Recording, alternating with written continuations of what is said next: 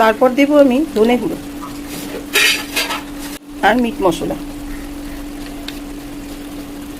এবার দেব লবণ পরিমাণ মতো আর দেব হলুদ। এবার কিছুক্ষণ নাড়াচাড়া করে মশলাটাকে কষিয়ে নেব। এই দেখো আমার মশলাটা কষানো হয়ে গেছে।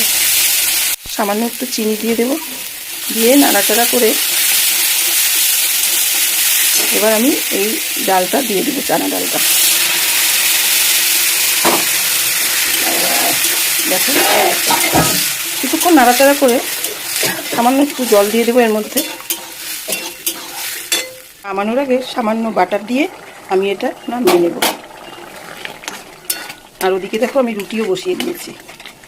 এই দেখো রুটিটা কি সুন্দর ফুলে গেল। তোমাদের রুটি কি এরকম ফোলে? এই দেখো বন্ধুরা, আমার ব্রেকফাস্ট রেডি। খেয়ে বলো কেমন হয়েছে, কমেন্ট করে কিন্তু অতি অবশ্যই